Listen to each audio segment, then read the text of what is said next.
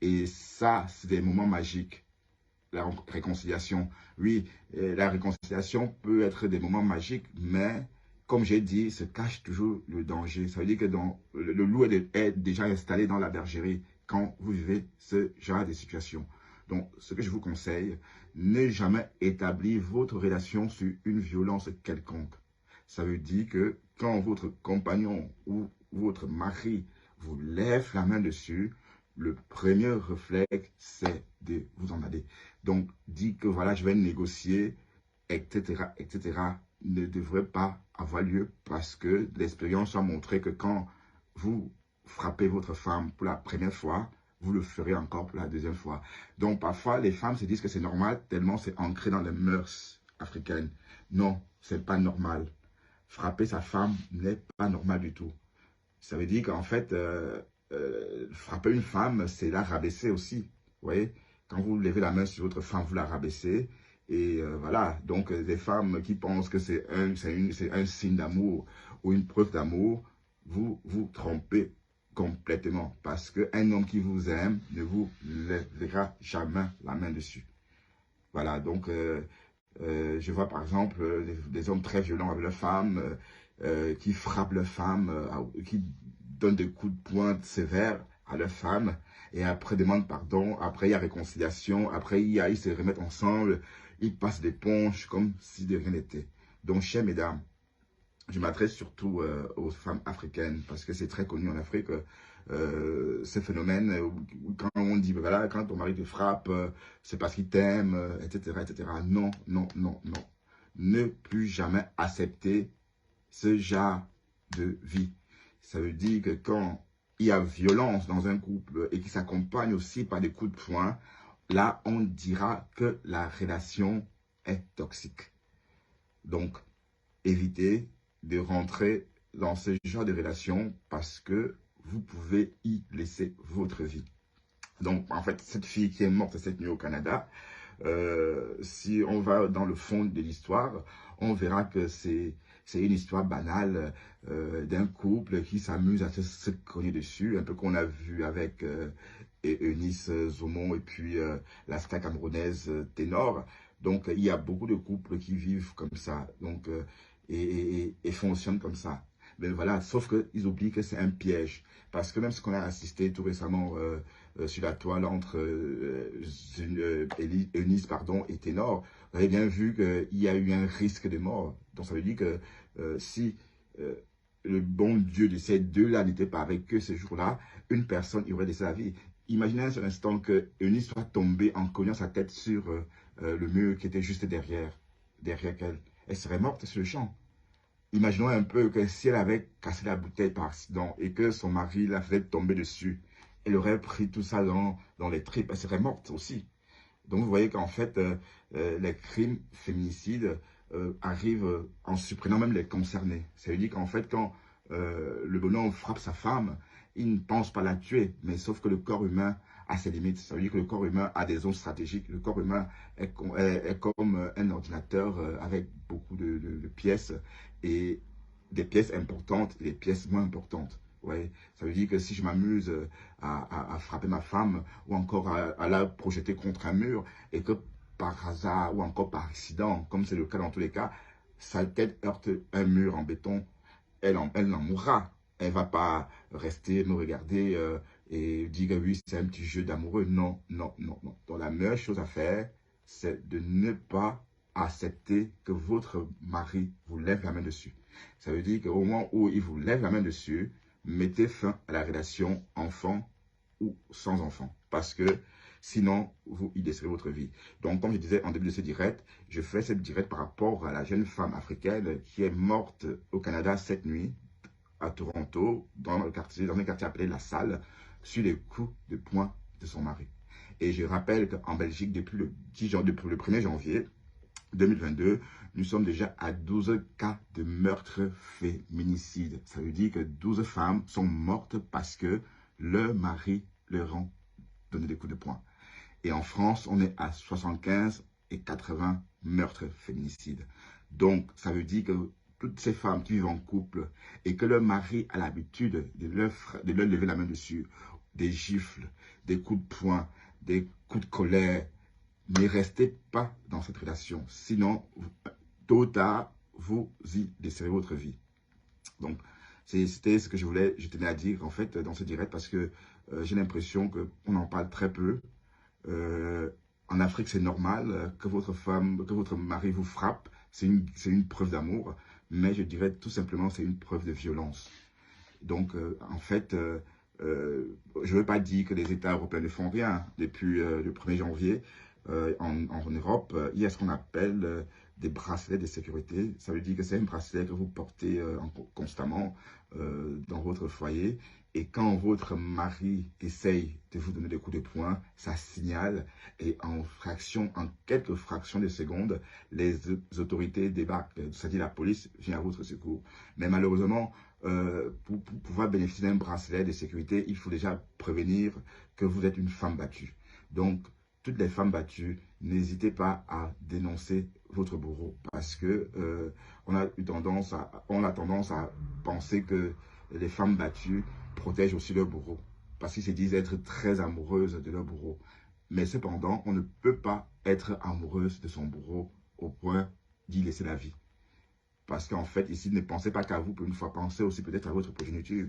Même si vous avez un enfant, cet enfant a besoin de vous. Donc, vous n'avez pas, par amour, entre guillemets, vous laisser massacrer au détriment de votre progéniture qui a besoin de vous constamment. Donc, comme je le dis, si votre compagnon ou votre mari vous lève la main dessus, premier réflexe, prenez la clé des champs parce que c'est la meilleure solution. Sinon, vous y laisserez la vie. Vous n'êtes pas un chimbol, vous n'êtes pas un tam-tam.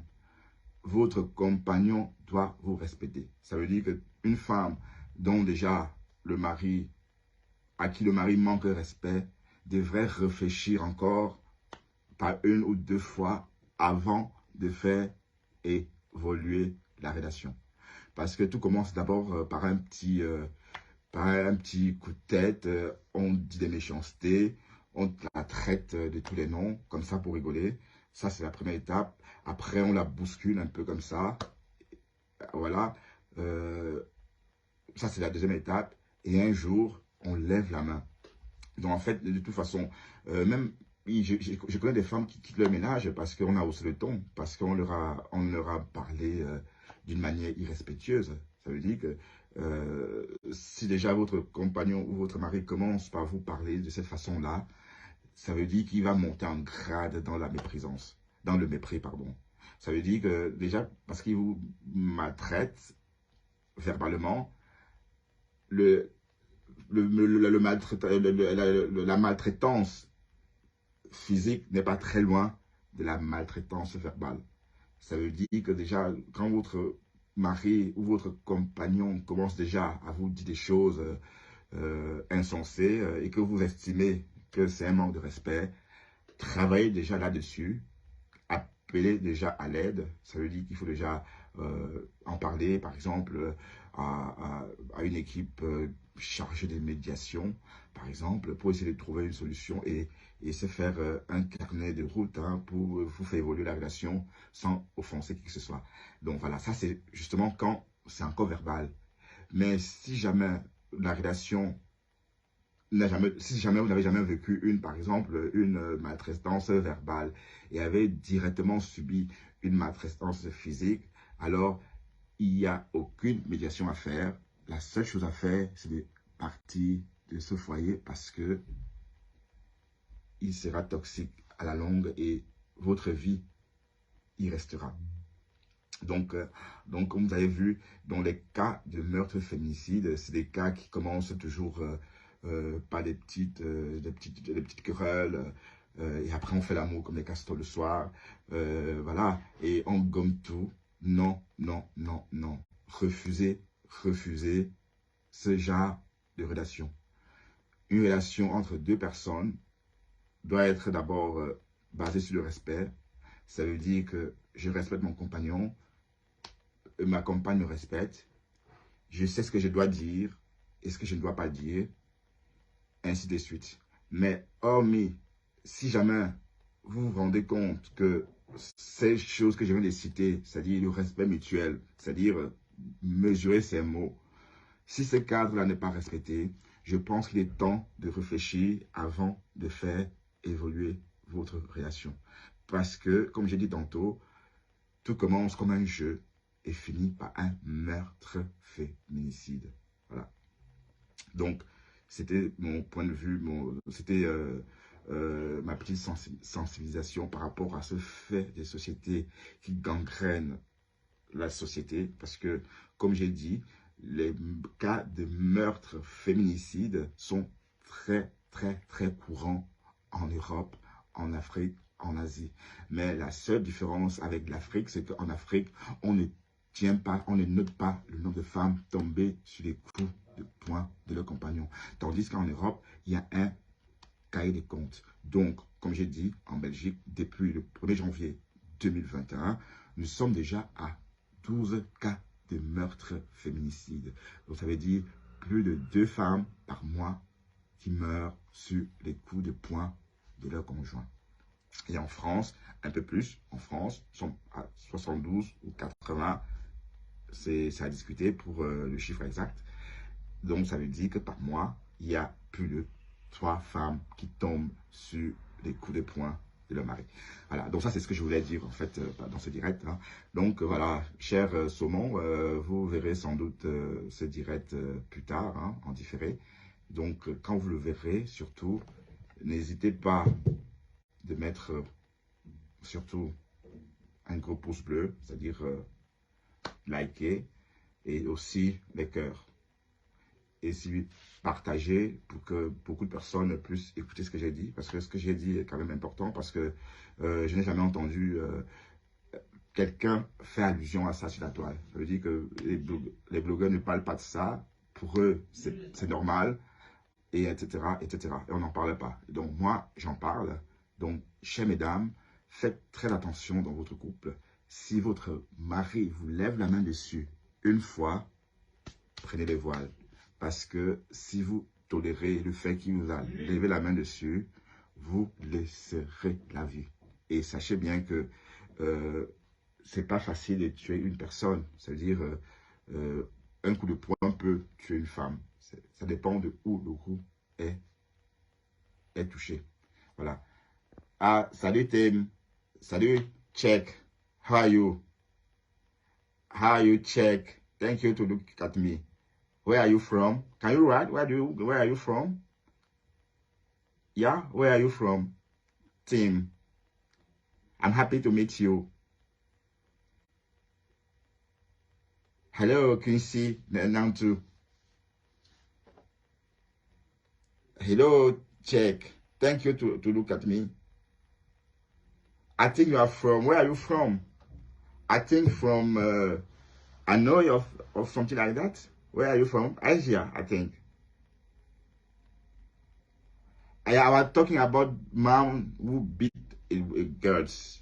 I was saying if your man beat you, don't stay again with him, because a lot of women have killed because the man beat her. That's what I was talking about. I hope you understand French, or you can translate in English or in your language. Oh, thank you so much for the heart, Tim. Thank you so much. I'm happy.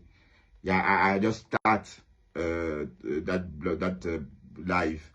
I'm new on net. I hope we spend good time together. I'm from Belgium. Where are you from, Tim? Where are you from, Quincy?